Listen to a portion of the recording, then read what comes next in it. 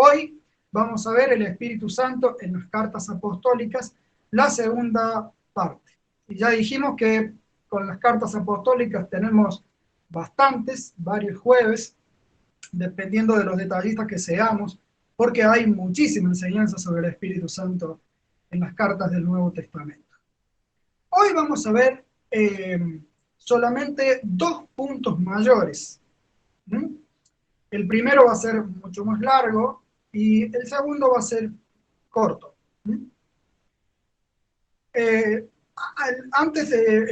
Para ver el primero de estos puntos mayores, vamos a leer un pasaje largo de Primera de Corintios, capítulo 2. Pero antes, por favor, permítanme ver algo del trasfondo cultural para los corintios. Había algo muy importante, un valor importante para ellos, y era la sabiduría. Para ellos, para los griegos en general, la sabiduría era un tema, ahí lo tenemos, cualquier tema inteligente expuesto con inteligencia. Repito, cualquier tema inteligente expuesto con inteligencia. Podríamos decir también un tema filosófico expuesto con buena calidad o buena técnica de oratoria. Este era un valor muy importante para la cultura griega y corintia. Ahora, resulta que un tiempo después de que Pablo fundara la iglesia en Corinto, algunos hermanos se empezaron a cuestionar si acaso la predicación de Pablo, predicación que ellos en su momento habían creído, era sabiduría. Sabiduría en el sentido que ellos la entendían culturalmente. Empezaron a cuestionarse si la predicación de Pablo era realmente un tema inteligente, expuesto de forma inteligente. Y algunos de ellos, que no fueron pocos, por lo que parece, bueno, empezaron a decir, no, esto no es sabiduría, no hay inteligencia ni en el tema del Mesías crucificado, ni tampoco en la forma en que Pablo lo expone. La predicación de Pablo en realidad no es sabiduría. Empezaron a decir los corintios acerca de la predicación de Pablo. Entonces Pablo, respondiendo a este rollo que había empezado a girar en esa iglesia, escribe esta porción, que es bastante larga. Por favor, no se me distraigan, sigan la lectura si pueden, ¿sí? Vamos a leer. Eso está capítulo 2, versículo 6 en adelante, hasta 3, versículo 3. Dice: sin embargo, hablamos con sabiduría entre los que han alcanzado madurez, pero no con la sabiduría de este mundo ni con la de sus gobernantes, los cuales terminarán en nada. Más bien exponemos el misterio de la sabiduría de Dios, una sabiduría que ha estado escondida y que Dios había destinado para nuestra gloria desde la eternidad. Ninguno de los gobernantes de este mundo la entendió, porque de haberla entendido no habrían crucificado al Señor de la gloria. Sin embargo, como está escrito, ningún ojo ha visto, ningún oído ha escuchado, ninguna mente humana ha concebido lo que Dios ha preparado para quienes lo aman. Continúa. Ahora bien, Dios nos ha revelado esto por medio de su Espíritu, pues el Espíritu lo examina todo, hasta las profundidades de Dios. En efecto, ¿quién conoce los pensamientos del ser humano sino su propio Espíritu que está en él? Asimismo, nadie conoce los pensamientos de Dios sino el Espíritu de Dios. Y nosotros no hemos recibido el Espíritu del mundo, sino el Espíritu que procede de Dios, para que entendamos lo que por su gracia Él nos ha concedido. Esto es precisamente de lo que hablamos, no con las palabras que enseña la sabiduría humana, sino con las que enseña el Espíritu, de modo que expresamos verdades espirituales en términos espirituales. Continúa, esta es la última porción, dice, el que no tiene el Espíritu no acepta lo que procede del Espíritu de Dios, pues para él es locura. No puede entenderlo, porque hay que discernirlo espiritualmente. En cambio, el que es espiritual lo juzga todo, aunque él mismo no está sujeto al juicio de nadie. Yo, hermanos, no pude dirigirme a ustedes como espirituales, sino como a inmaduros, apenas niños en Cristo. Les di leche porque no podían asimilar alimento sólido, ni pueden todavía, pues aún son inmaduros. Mientras haya entre ustedes celos y contiendas, ¿no serán inmaduros? ¿Acaso no se están comportando según criterios meramente humanos? Hasta ahí la lectura. Este texto enseña que el Espíritu Santo quiere enseñarnos la sabiduría cristiana. Vamos a analizar todo este largo texto por partes. Es hermoso y no recuerdo que se haya tocado últimamente este pasaje. En el versículo 6, Pablo comienza diciendo, sin embargo, hablamos sabiduría. Lo que está queriendo decir él ahí es, los cristianos también tenemos una sabiduría. A los griegos, a los corintios les gusta mucho hablar de temas inteligentes. Bueno, los cristianos también tenemos un tema inteligente, también tenemos una sabiduría. Podríamos decir que es una sabiduría cristiana. Obviamente, el tema de esta sabiduría cristiana, no es un tema de este mundo, ni de los líderes, ni de los referentes de este mundo. Eh, es un tema que viene de Dios. ¿No? Es, dice ahí, dice, ¿cómo se define el tema? ¿Cuál es la sabiduría cristiana? Lo dice capítulo 1, versículos 24 y 30. Ahí está. Dice, para los que fueron llamados por Dios, Cristo es sabiduría de Dios. Ahí está el tema de la sabiduría cristiana, el tema inteligente de nosotros los cristianos. Cristo es sabiduría de Dios. Y el versículo 30 dice, a Cristo Dios lo ha hecho nuestra sabiduría. Es decir, nuestra justificación, santificación y redención. La sabiduría cristiana es una persona y su obra. Es Jesucristo y su plan de salvación. No hay nada ni nadie más inteligente. Se trata del Hijo de Dios como diseñador y ejecutor de nuestra justificación, santificación y redención.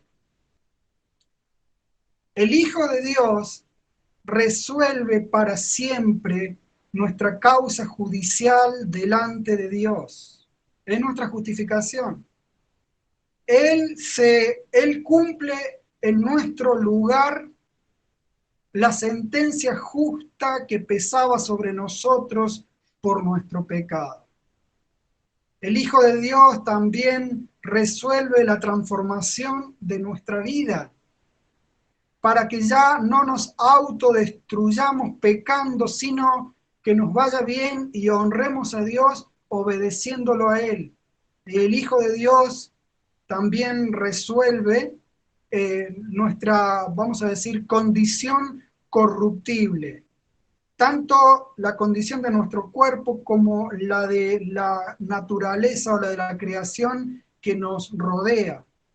Provee una regeneración futura para ambas cosas. Para nuestro cuerpo, resurrección en cuerpos completamente transformados, y para esta creación, para el cielo y la tierra, proveerá en el futuro una renovación.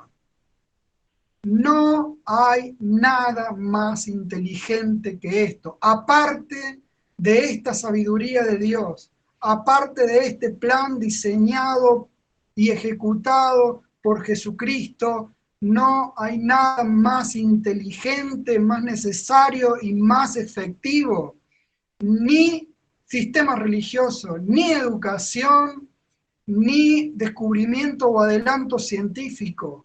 Solamente esta sabiduría de Dios, este plan llevado a cabo por Jesucristo, resuelve el problema los problemas, vamos a decir, más esenciales y trascendentales de nosotros como seres humanos. Jesucristo es la sabiduría de Dios. Nosotros los cristianos también tenemos un tema inteligente y es Jesucristo, la sabiduría de Dios. Sigamos analizando este texto largo. Dice Pablo en 2, 7 al 9. Exponemos el misterio de la sabiduría de Dios, una sabiduría que ha estado escondida y que Dios había destinado para nuestra gloria desde la eternidad. Ningún ojo ha visto, ningún oído ha escuchado, ninguna mente humana ha concebido lo que Dios ha preparado para quienes lo aman. Ahí el apóstol Pablo está diciendo que esta sabiduría cristiana había estado escondida y es para gloria de los creyentes. Estas verdades acerca de Jesucristo, su persona y su obra, eran un misterio. Hasta la encarnación, la muerte y la glorificación de Cristo eran un misterio. Es decir, el plan ya estaba trazado y pensado por Dios, pero Dios lo mantenía escondido en su gran mayoría, salvo ciertos indicios que había dado en las profecías por ahí, pero en su gran mayoría este plan estaba escondido, por eso se dice que era un misterio. Y cuando Cristo nació, murió y resucitó, más precisamente cuando se empezó a predicar el Evangelio, entonces Dios abrió las cortinas y empezó a mostrar este plan a los que creían o a los que creen en el Evangelio y en su palabra. Dice ahí el apóstol Pablo, ningún ojo ha visto, ningún oído ha escuchado, ninguna mente humana ha concebido lo que Dios ha preparado para quienes lo aman. Ese texto no se refiere al cielo, no se refiere a las calles de oro, ni a la Nueva Jerusalén, como muchas veces se ha interpretado, o se ha dicho, o se ha predicado.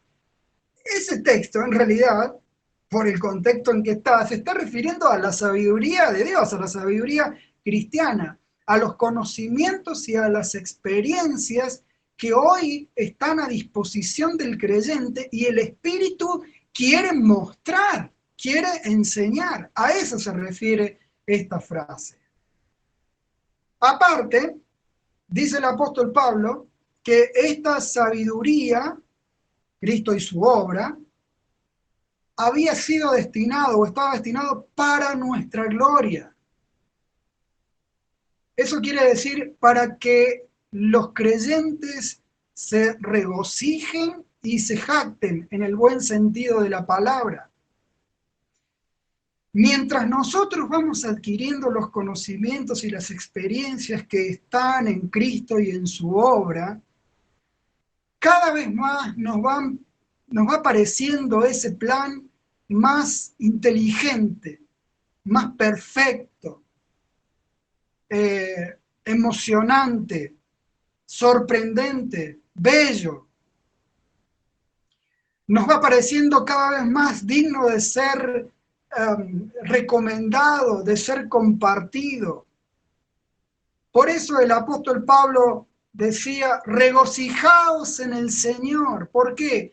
Porque Cristo y su obra son para nuestra gloria, Por eso el apóstol Pablo también decía, si alguien se va a gloriar, se va a jactar, a enorgullecer, gloríese en el Señor. Y de sí mismo decía el apóstol Pablo, lejos esté de mí jactarme, gloriarme, sino en la cruz de nuestro Señor Jesucristo. La sabiduría de Dios había sido destinada para nuestra gloria, es decir, para nuestro regocijo y nuestra buena, santa jactancia, es decir, para que realmente nos parezca sorprendente, recomendable y maravilloso. Hermanos queridos, este mensaje de Cristo y su obra, que viene a ser la sabiduría de Dios, la sabiduría cristiana, es para nuestra gloria. El gozo y la jactancia espiritual en Él. La gloria, el gloriarnos en el Señor Jesucristo. Muy bien, sigamos analizando entonces este texto. La otra frase dice, Dios nos ha revelado esto por medio de su Espíritu. Dios nos ha revelado esto por medio de su Espíritu. Cristo, ¿se acuerdan ustedes? Ya había anticipado que después de su glorificación, el Espíritu llevaría a cabo una obra reveladora, una obra docente.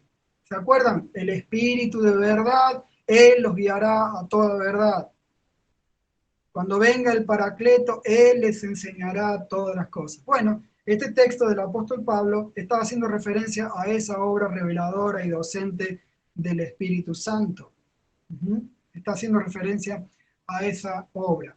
Primero, el Espíritu Santo le reveló la sabiduría de Dios a los apóstoles y a los profetas de aquellos primeros días, para que ellos la comprendieran en toda su amplitud y profundidad y la dejaran revelada o explicada en los libros del Nuevo Testamento.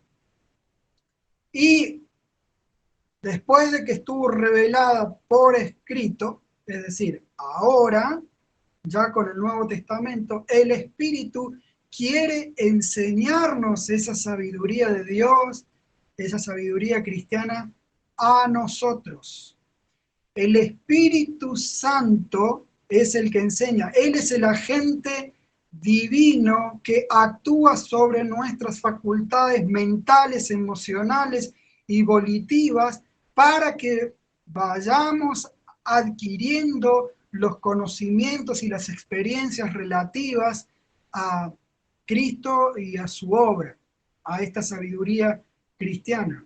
¿Por qué es el Espíritu el que hace esto? Bueno, ahí lo dice el apóstol Pablo.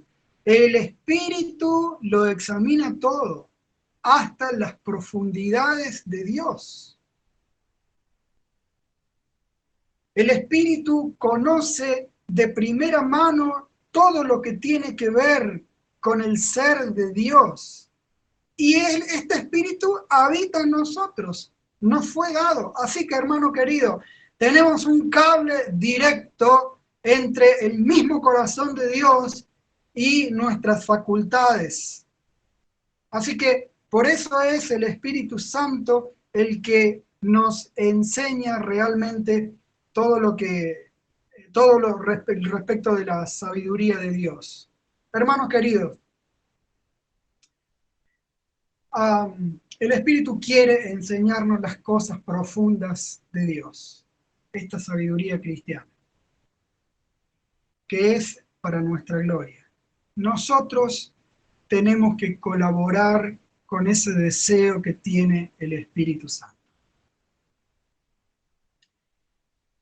¿Cuánto tiempo, cuánta disposición le hemos prestado para capacitarnos, para estudiar, no sé, algún oficio, alguna profesión, algún idioma, algún posgrado, no sé? Bueno, de la misma manera tenemos que disponernos y querer aprender, conocer la sabiduría de Dios. Tenemos que ser responsables y disciplinados y comenzar a disponer un tiempo sin distracciones y sin apuro, un buen tiempo.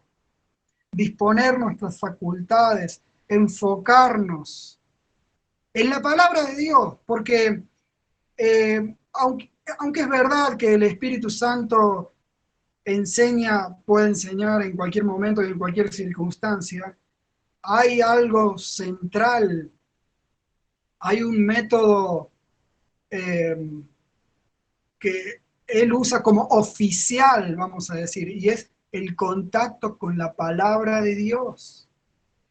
Revela a Cristo y a su obra en contacto con la palabra de Dios. Así que ese tiempo sin apuro, sin distracción, ese enfoque de nuestras facultades, tenemos que disponerlo para la palabra de Dios, leerla,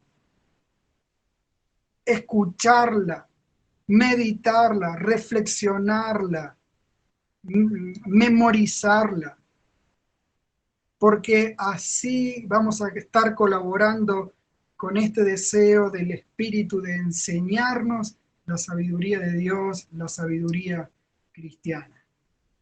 Muy bien.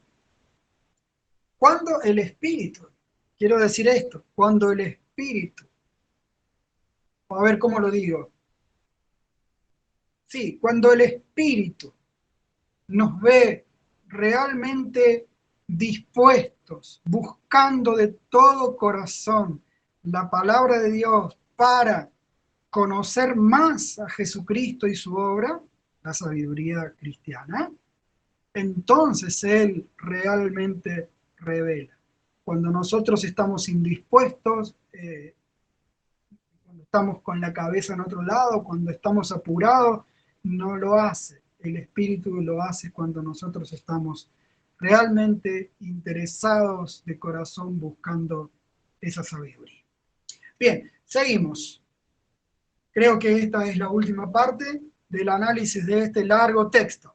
Dice así: esto es precisamente de lo que hablamos, de la sabiduría de Dios.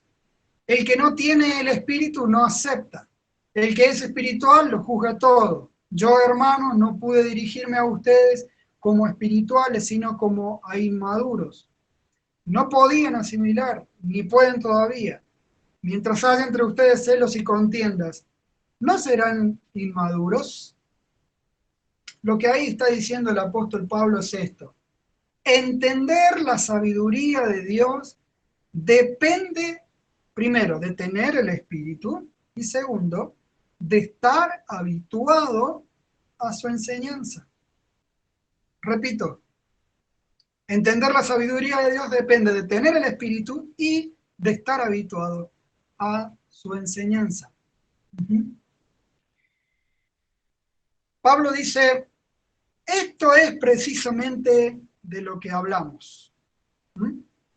O sea, los maestros, los predicadores, los hermanos maduros de la iglesia, dice Pablo, hablamos de la sabiduría de Dios, de Cristo y su obra.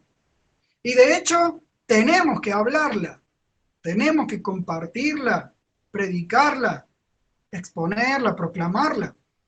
Ahora, al hacerlo, dice el apóstol Pablo, nos encontramos con tres tipos de personas y su respectiva respuesta. El primero, dice él, el que no tiene el Espíritu no acepta.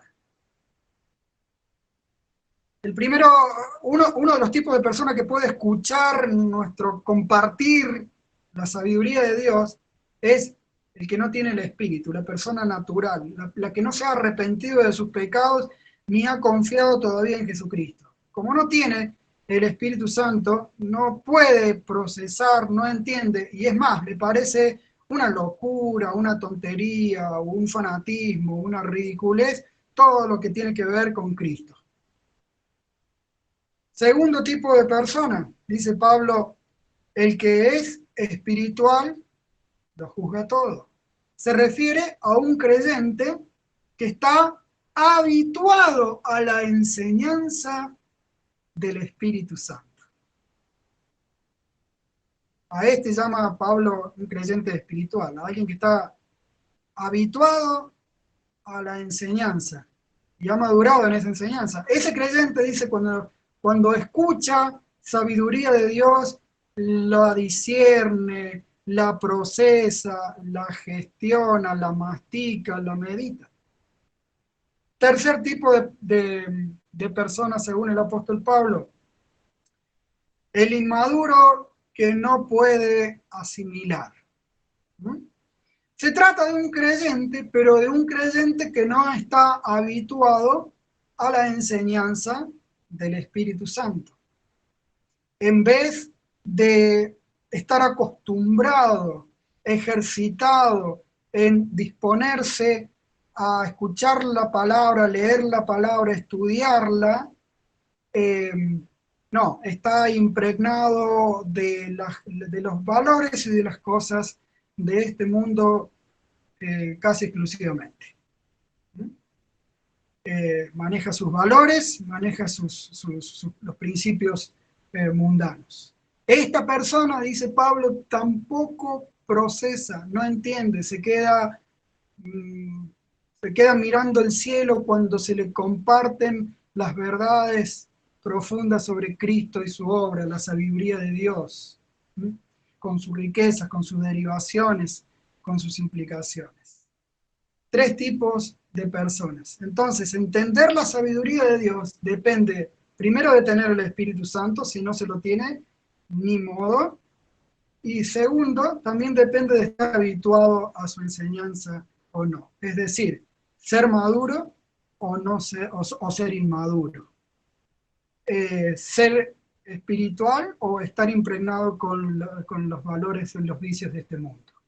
Hermano querido, nosotros tenemos que estar conscientes de que estamos en un proceso de madurez y que depende de ese proceso de madurez nuestro conocimiento y nuestras experiencias de Jesucristo, de su obra, de todas sus derivaciones y de toda su riqueza.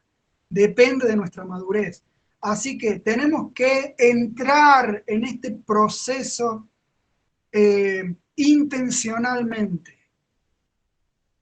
Tenemos que involucrarnos voluntaria e intencionalmente en este proceso de madurez. Tenemos que identificar todos los valores del mundo que todavía estorban nuestra comprensión, nuestra vida espiritual, confesarlas a Dios y buscar en Él también todas las virtudes de Cristo para adoptarlas. ¿Cuáles son esos valores mundanos que todavía priorizamos, tenemos a flor de piel, hermanos? Bueno, los corintios dicen que eran celos y contiendas.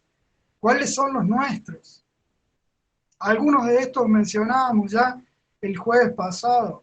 La violencia o el maltrato, pensar que todo se resuelve así. La idolatría, la avaricia, las relaciones sentimentales y sexuales como Dios no las manda, la deshonestidad, la mentira, el engaño. ¿Cuáles son los valores? Todas esas cosas no nos dejan seguir conociendo esa sabiduría que Dios quiere mostrar, Cristo y su obra. Así que, mis queridos hermanos, el Espíritu Santo quiere enseñarnos la sabiduría cristiana y tenemos ciertamente que colaborar con Él, porque es para nuestra gloria, es para nuestro gozo, para nuestro gloriarnos. Muy bien, acaba de terminar entonces la exposición del pasaje largo del primer punto mayor. Hermoso pasaje este, me ha gustado muchísimo estudiarlo. Ahora vamos con el otro punto menor, el otro punto mayor, quiero decir, basado en este texto.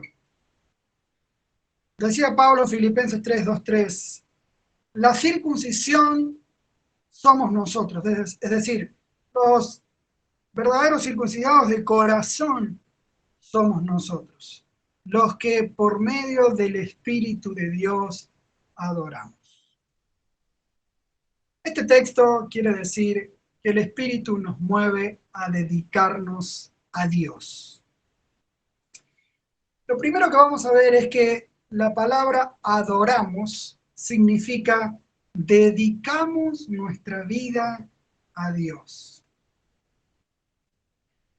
La palabra griega que ahí se usa para adoramos no se refiere solamente a un acto como arrodillarse y expresarle nuestro amor y admiración a Dios. Para expresar esos actos en particular hay una palabrita griega más apropiada, pero la palabra que aquí se traduce adoramos es latreuo y significa dedicar la vida a Dios. Eh, Orientar todas las decisiones y las conductas hacia Dios y todo lo que lo honra, lo que lo glorifica. Hacer girar la vida alrededor de Dios, de su gloria y de su voluntad.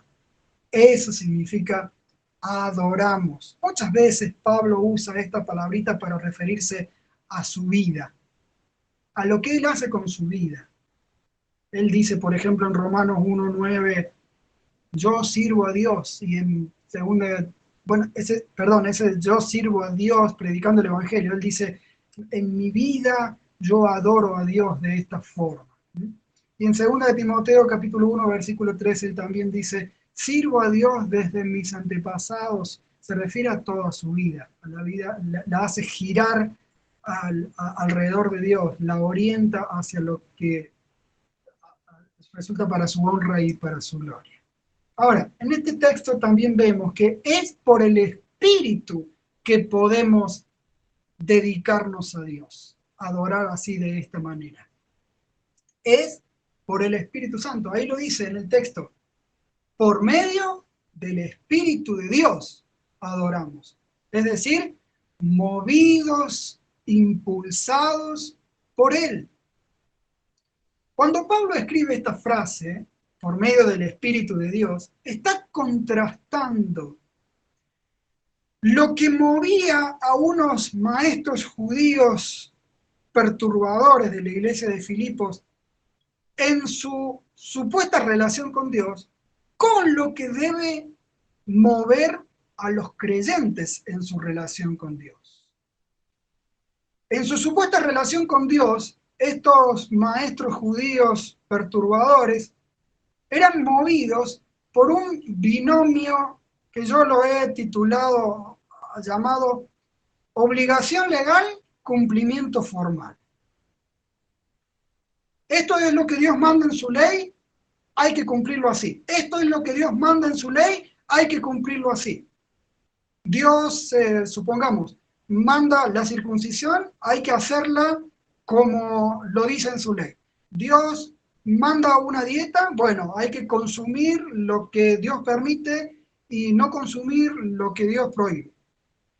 Dios manda que se guarde el Sabbat, el día de reposo, bueno, de tal hora a tal hora hay que cesar de todo. Estas son las actividades permitidas, estas no son las actividades permitidas.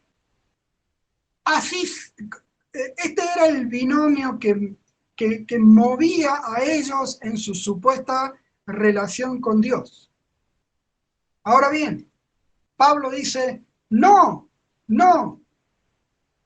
Pablo dice, para dedicar nuestra vida a Dios, a los creyentes no nos mueve primeramente la obligación legal y el cumplimiento formal. Ese binomio sí tiene su validez y su importancia, tiene su lugar en la vida cristiana de algún modo. Pero dice el apóstol, a nosotros los cristianos nos mueve el Espíritu Santo de un modo mucho más profundo e integrado. Escuchen, hermanos, si pueden leerlo. Lo hace mediante el conocimiento personal de Dios, mediante la admiración por Él, la relación con Él, el amor por Él, el deseo espontáneo y libre de honrarlo, y también mediante la libertad y el poder para obedecer. Así somos movidos los creyentes o debemos ser movidos por esto para adorar, para orientar todas nuestras decisiones y nuestras conductas hacia lo que honra o glorifica a Dios. Esto es lo que tiene que impulsarnos a adorar con toda nuestra vida al Señor. Queridos hermanos, tenemos que autoevaluarnos. ¿Qué es lo que nos está moviendo o impulsando para honrar a Dios con nuestras decisiones y nuestra conducta? ¿Será acaso este binomio bastante peligroso? ¿Será solo eso lo que nos mueve? Eso de obligación y cumplimiento formal, sentirnos observados, sentirnos obligados y, bueno, cumplirlo, sacar la tarea.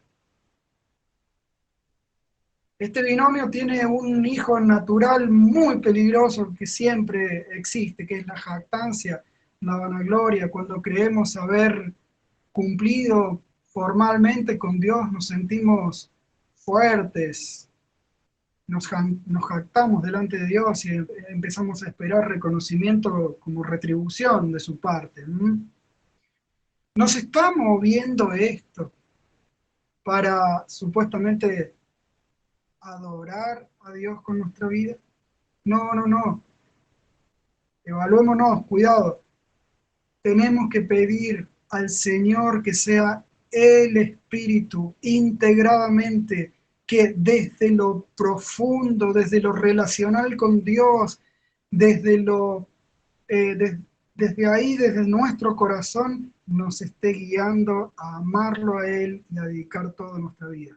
En eso se especializa el Espíritu Santo, en integrar nuestro ser interior para que sea desde ahí que queremos adorar al Señor. Pidámosle al Padre que sea el Espíritu el que realmente nos mueva a dedicarnos al Señor. Muy bien, vamos a hacer un repaso, es cortito esta noche. El Espíritu Santo en las cartas apostólicas, segunda parte, vimos en primer lugar que Él quiere enseñarnos la sabiduría cristiana y en segundo lugar que nos mueve a dedicarnos a Dios. Bueno, que el Señor sea realmente el que nos ayude por su Espíritu a aplicar esta misma enseñanza a nuestra vida, a experimentarla con toda su riqueza, realmente, con toda su profundidad y con toda su amplitud.